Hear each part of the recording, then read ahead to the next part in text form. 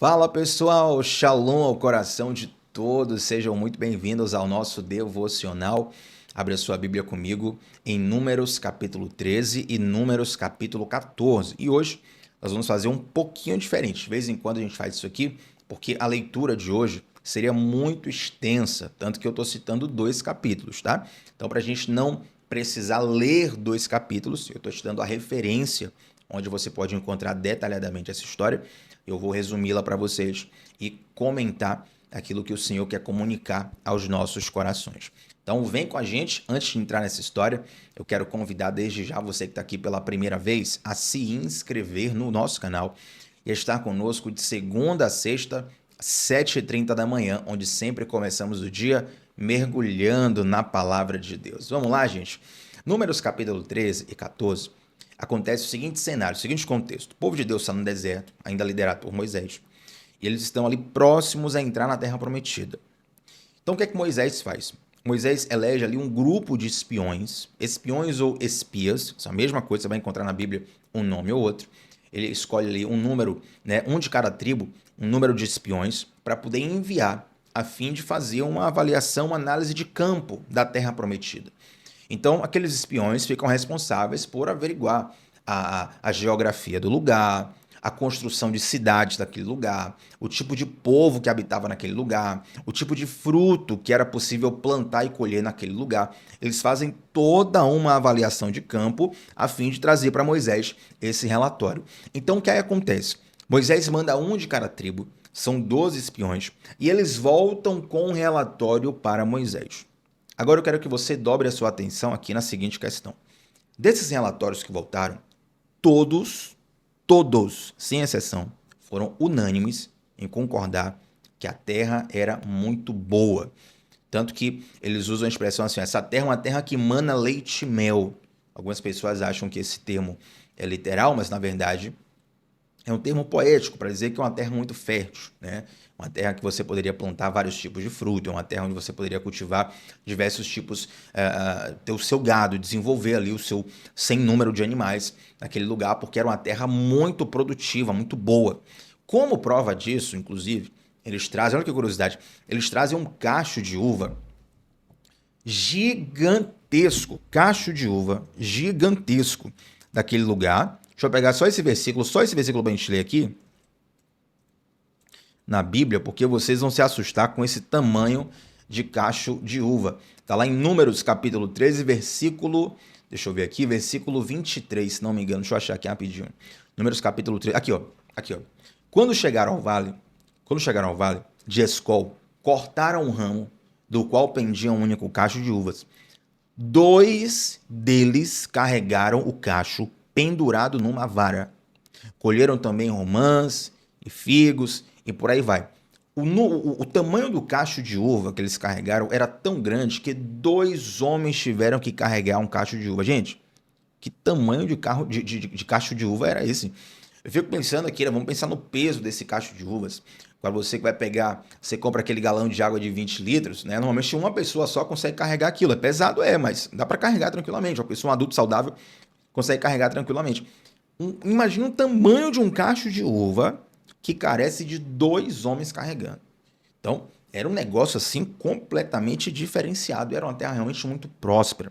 Então, todos voltaram unânimes e concordaram, olha, a terra realmente é excelente. Essa é a terra prometida, a terra que Deus tem para nós.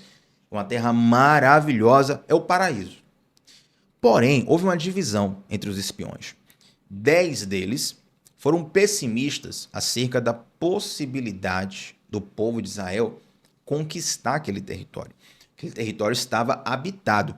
E aqui eu abro um parênteses, porque pouca gente sabe disso, é pouco ensinado muitas vezes.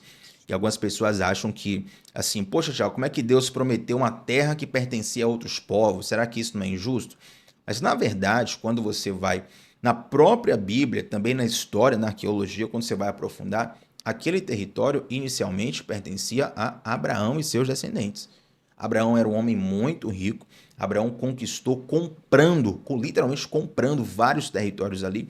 E você precisa se lembrar que quando Jacó e sua família saem desse lugar em direção ao Egito, eles saem porque uma grande fome assolou o mundo, só havia comida no Egito, né? Aquela história das sete vacas magras e 7 vacas gordas, que José interpreta o sonho, ele cria uma estratégia para que no Egito tivesse comida, mesmo que faltasse em todo lugar do mundo. Então José traça essa estratégia, quando falta comida em todo lugar do mundo, ele chama a família dele, fala, vem morar aqui, a gente tem uma estratégia aqui, a gente conseguiu, né, guardar comida, eu quero cuidar de vocês aqui. Então o povo, a família de Jacó sai daquele lugar, passa 400 anos no Egito, mas aquela terra pertencia à família de Abraão, tá? Então não é nenhuma injustiça, por assim dizer, tá bom? Inclusive, eu quero ler com vocês, nem queria entrar nesse tema aqui, mas para não deixar dúvidas, eu quero ler com vocês em Gênesis, capítulo de número 15. Gênesis 15, que é quando Deus faz uma aliança com Abraão. Olha o que Deus diz. Versículo 13. Gênesis capítulo 15, versículo 13. Deus está fazendo uma aliança, uma promessa com Abraão. Ó. Então o Senhor lhe diz, está falando para Abraão, saiba que os seus descendentes serão estrangeiros numa terra que não lhes pertencerá. Está falando do Egito. Então, ó, o pessoal vai ser descendente lá, perdão, os seus descendentes serão estrangeiros numa terra que não lhe pertencerá, ou seja, o Egito não vai pertencer a Israel, Israel não vai conquistar o Egito. Continuando, onde também serão escravizados e oprimidos por 400 anos, que é o período que o povo de Israel passa lá no Egito. 400 anos oprimido, 430 anos no total. Mas, versículo 14, eu castigarei a nação a quem servirão como escravos, e depois de tudo sairão com muitos bens. Você conhece a história? Deus abre o mar vermelho, o povo passa a pés enxutos, e o exército do Egito morre afogado naquela travessia. Então, olha só a profecia se cumprindo. Deus está falando isso aqui, gente, é muito antes isso aqui, tá? Isso aqui são séculos antes. Deus está dizendo que vai acontecer. Seria basicamente, está aqui no século 21, seria basicamente Deus te dá uma profecia que vai se cumprir lá, vamos pensar em 2600, 2700, 2800, sabe? É muito tempo antes, mas Deus já estava falando. Então vamos lá, versículo 14. Mas eu castigarei a nação a quem servirão como escravos, depois de tudo sairão com muitos bens. Versículo 15. Você, porém, irá em paz a seus antepassados e será sepultado em boa velhice. Na 4ª geração, os seus descendentes voltarão para cá, porque a maldade dos amorreus ainda não atingiu a medida completa. Então, essa terra pertencia a Abraão. O povo de Deus passava muitos séculos fora, mas não há uma apropriação indevida de modo nenhum do território da terra prometida, tá bom? Agora, entretanto, é claro, quando se passa muito tempo longe, alguns povos começam a habitar ali e começam a crescer e se desenvolver ali. E aí vem uma questão muito séria, gente.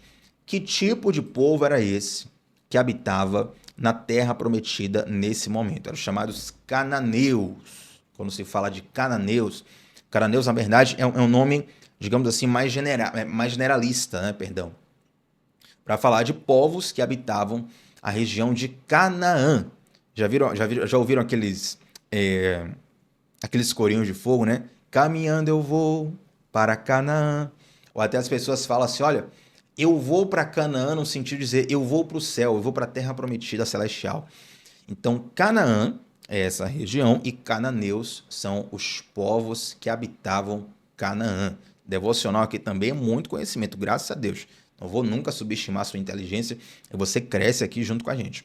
Então, assim, quando os espiões dão um relatório, eles falam o seguinte, olha, a terra é excelente, todo mundo concordou com isso, mas 10 deles ficaram extremamente frustrados, falando o seguinte, olha, o povo que habita nessa terra é um povo gigante.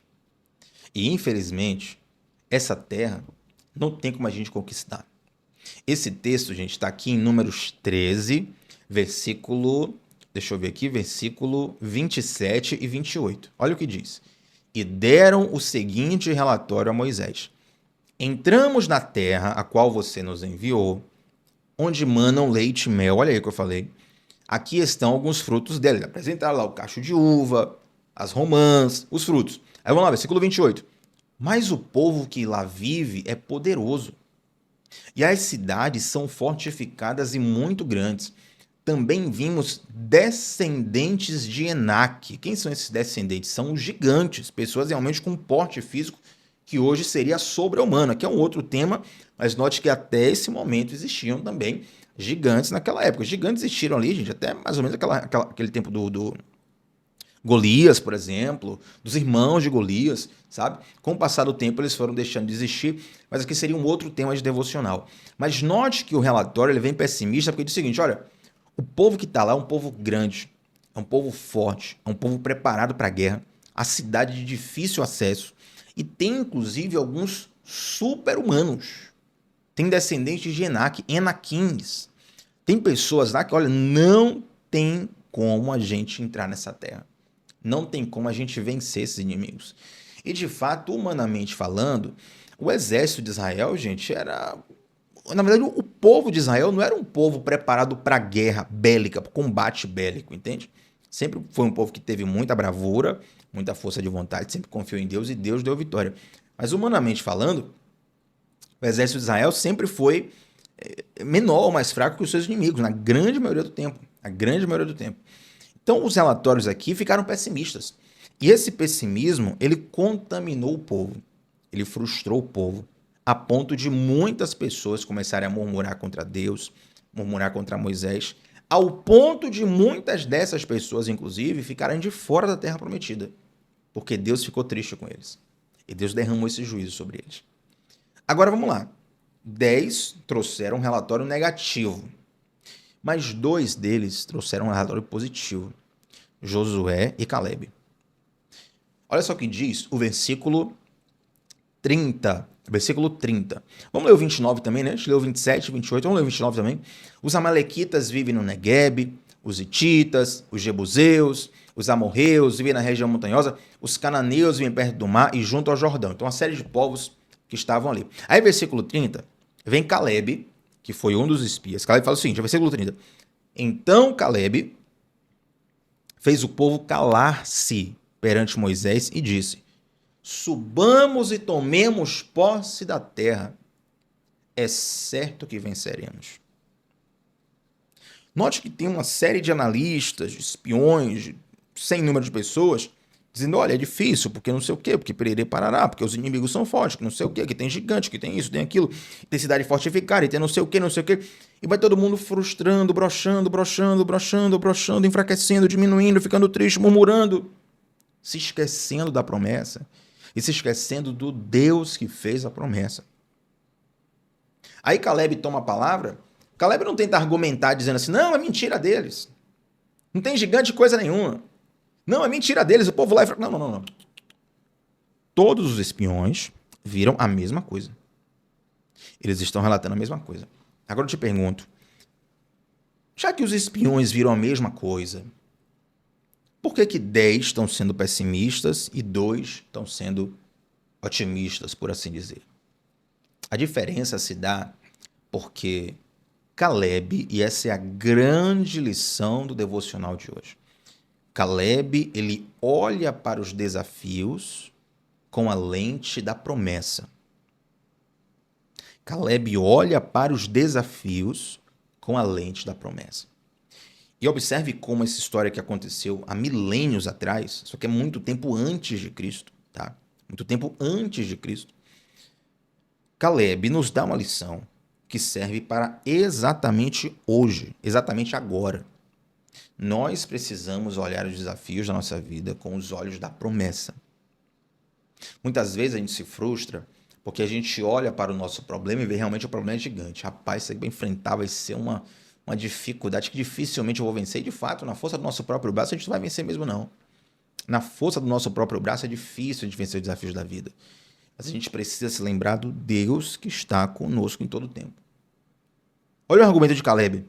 Então, versículo 30. Então Calebe fez o povo calar-se perante Moisés e disse, subamos e tomemos posse da terra. É certo que venceremos. Peraí, Thiago, qual foi o argumento, então, que Calebe utilizou? Calebe não deu um argumento. Calebe reforçou o que Deus já havia falado para o povo. Quando você vai aprofundar nessa história do envio dos espiões, você vai ver que, na verdade, quando Moisés envia os espiões, Deus autoriza, tá? Versículo 1 e 2 você vai ver que Deus autoriza, mas, quando você vai estudar outros textos dessa mesma passagem, você vai ver que esse envio de espiões, na verdade, teve um pouco a ver com certo receio. Será que o que a gente vai encontrar lá? Será que a gente vai encontrar coisa boa, a gente vai encontrar coisa ruim? Mas, Tiago, então por que Deus permitiu? Deus permitiu para revelar o coração do povo. Se você for estudar o capítulo 14, você vai ver que uma grande parte das pessoas teve o seu coração revelado, dizendo assim, ó, eu não creio em Deus. Eu não creio que Deus vai dar vitória. Eu não creio que Deus vai ser poderoso o suficiente para nos fazer vencer esse grande desafio. E o povo, meu irmão, recebe um juízo de Deus violentíssimo. Quem lembra aqui? Eu sei que tem muitas pessoas, né, que estão a primeira vez ou estão assistindo só a partir dos últimos dias. Thiago, cheguei recentemente no devocional, mas quem lembra aqui que há dias atrás eu falei que de todas as pessoas que nasceram no Egito e saíram do Egito, que saíram junto com Moisés, a abertura do Mar Vermelho, de todas as pessoas, só duas de milhões, duas entraram na Terra Prometida. Josué e Calebe. Quem eram Josué e Calebe? Dois desses espiões que viram o mesmo adversário, viram a mesma dificuldade, viram o mesmo tamanho de desafio, mas continuaram crendo na palavra de Deus. Nós precisamos continuar crendo na palavra de Deus, porque cenários mudam, mas o nosso Deus permanece sem sombra de variação. Cenários mudam, mas quando Deus emite uma promessa, quando Deus emite uma palavra, a Bíblia fala, Deus não é homem para que minta, nem filho de homem para que se arrependa. Se o Senhor Deus tem uma palavra sobre a sua vida, se o Senhor Deus tem uma direção sobre a sua vida, se o Senhor Deus tem uma promessa sobre a sua vida, não importa que mude o cenário, seja fiel ao que Deus falou. É impressionante a diferença que há entre o coração que está cheio de fé e o coração que está incrédulo. O coração que não crê. Às vezes vocês estão assistindo a mesma cena, mas o coração que tem fé enxerga uma possibilidade. O coração que não tem fé só enxerga os obstáculos. O coração de quem não tem fé, problema, ele hiperfoca no problema. O coração de quem tem fé, ele foca em Deus. Caleb não falou assim, tem uma saída aqui, porque a gente vai por cá, vai por lá, vai entrar aqui pela direita e vai passar, tem um túnel lá, que pererê para... Não. Ele falou assim, certamente iremos vencer. Deus prometeu, Deus falou, a gente vai vencer. Sabe o que aconteceu? O povo de Israel entrou na Terra Prometida. O povo de Israel venceu todos os adversários que ele precisou. O povo de Israel obteve vitória porque Deus sempre esteve com eles. O problema é que no meio da caminhada, muitas vezes a gente se esquece disso e a gente deixa que a incredulidade volte a reinar no nosso coração. Meu irmão, em nome de Jesus, toma posse daquilo que Deus te deu, mesmo que o cenário mude. Você com certeza vai enfrentar muitos adversários que são maiores, mais fortes, mais poderosos, mais bem treinados do que você. Você vai enfrentar montanhas que são intransponíveis pela perspectiva humana.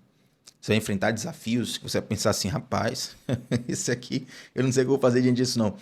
Mas tem até uma frase, né, que é repetida, certamente você ouviu essa frase milhões de vezes. E ela é verdadeira. A frase diz assim, não mostre para Deus o tamanho do seu problema, mas mostre para o seu problema o tamanho do seu Deus. Entenda que, por maior que o problema seja maior do que você, super redundância, por mais que o problema seja maior do que você, o teu Deus é maior do que o problema. E o teu Deus está em você. O teu Deus, ele age através de você. Compreende? Nunca deixe que a mudança de cenário te faça perder a perspectiva da promessa. Estou lembrando até da pregação de um pastor, tem um famoso CD há alguns anos atrás no Brasil, né?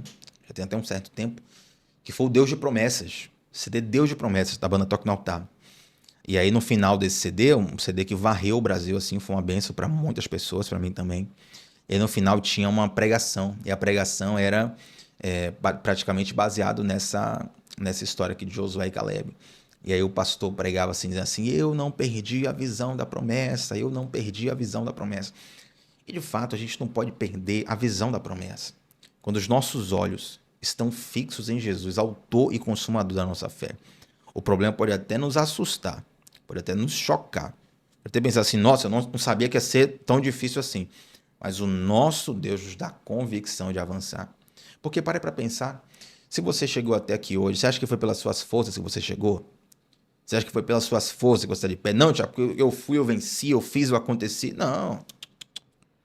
Irmão, se você ficar 5 minutos sem Jesus, sua vida vai para o espaço. Você se acha o todo-poderoso, toda-poderosa, mas se você engolir sua saliva errada, você entala e morre.